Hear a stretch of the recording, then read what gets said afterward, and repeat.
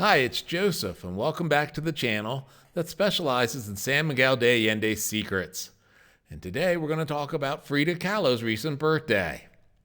If you need more information on Frida or any of the San Miguel de Allende secrets, there's links below to the blog site and to Amazon that carries all 10 of the books in the best-selling series. Frida Kahlo was the Mexican painter best known for her uncompromising and brilliantly rendered self-portraits. Today, her legacy is omnipresent, with her images found on everything around town, including shopping bags, clothing, and jewelry, making her the second most visually seen Mexican woman. Guadalupe, the mother of Mexico, of course, takes the top spot. Kahlo was born Magdalena Carmen Frida Kahlo y Calderon in 1907 Mexico City to a German father and a Mexican mother. Frida shortened her name to what we now know her today as just Frida Kahlo. Later, during her artistic career, Kahlo explored her identity by frequently depicting her ancestry as opposites, with the colonial European side and the indigenous Mexican side. As a child, she suffered from a bout of polio that left her with a chronic limp. Kahlo was interested in science, and in 1922 she entered school to study medicine. While there, she met muralist Diego Rivera, who was working on a mural for the school's auditorium, starting a long and tumultuous relationship. In 1925, Kahlo was seriously injured in a bus accident. During her slow recovery, Frida taught herself how to paint.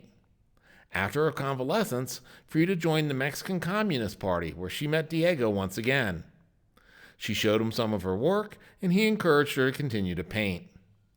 Frida married Diego in 1929, changing both her personal and painting style. She began to wear traditional dress, consisting of a flowered headdress, a loose blouse, gold jewelry, and a long ruffled skirt. Her paintings, in French Vogue, featured her in the new attire. The Louvre acquired one of her works, making Frida the first 20th century Mexican artist to be included in the museum's collection.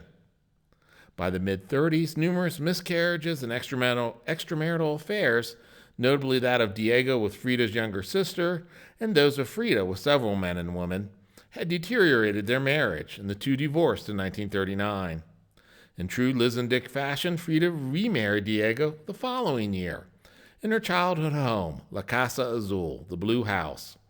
You can tour the home online and view many of the works with her trademark and passive, steadfast gaze, for which she became famous. She died at 47 in her home from a heart failure, though rumors persist of suicide to this day. Although Frida had achieved success as an artist in her lifetime, her posthumous reputation, steadily grew from the 1970s women's movement as an icon for female creativity. In 1977, the first of her paintings sold at auction and fetched $19,000. But by 1995, a self-portrait brought in $3.2 million, the highest sum ever paid for a painting created south of the border. Today, Frida is one of the best-known artists of the 20th century, with her life inspiring many books and movies in the decades following her death.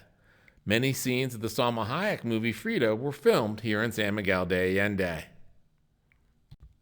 As always, feel free to like and subscribe, and you can continue to get notifications of when new videos come out about San Miguel de Allende's secrets.